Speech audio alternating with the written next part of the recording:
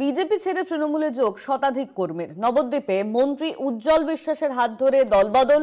11ই December কৃষ্ণনগরে মুখ্যমন্ত্রীর সভা, তার আগেই বিজেপিতে বড় সড় ভাঙন। আমাদের সঙ্গে ফোন লাইনে রয়েছেন আমাদের প্রতিনিধি রূপম রায়। রূপম, এই নির্বাচনের আগেই বিজেপিতে বড় সড় ভাঙন দেখা যাচ্ছে।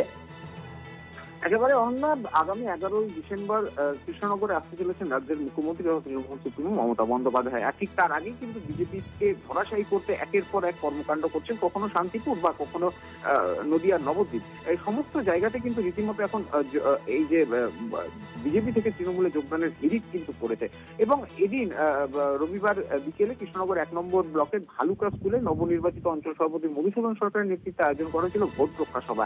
আর সেই সভা থেকেই বিজেপি ছেড়ে তৃণমূলে যোগদান করে শতাধিক কর্মী। অনুষ্ঠানে উপস্থিত ছিলেন রাজ্যের মন্ত্রী উজ্জ্বল বিশ্বাস এবং অন্যান্য যারা থাকেন, অর্থাৎ এই ব্লক সভাপতি থেকে শুরু করে রানাঘাট সাংগঠনিক জেলার সাধারণ সম্পাদক এবং বিভিন্ন তৃণমূল নেতৃত্বরা। এবং সেখানে বক্তব্য রাখতে গিয়ে 11ই ডিসেম্বর মমতা বন্দ্যোপাধ্যায় আসার কথা জানান রাজ্যের মন্ত্রী এবং তিনি সর্বাত্মকভাবে সকলের উপস্থিতি আহ্বান করেছেন। তবে এই যে পালাবদল, অর্থাৎ এই যে বলা যেতে পারে যে বিজেপি থেকে তৃণমূলে যোগদান, তা যথেষ্টই তৃণমূলকে শক্তিশালী করেছে এই নবদ্বীপ ব্লক বিধানসভাতে। এবং শুধু তাই নয়, আগামীতে এরকম আরো অনেক মানুষ যারা এখনো পর্যন্ত তৃণমূলে যোগদানের জন্য উৎসাহী রয়েছে তাদেরকেও যোগদান করানো হবে বলে তৃণমূলের পক্ষ থেকে খবর।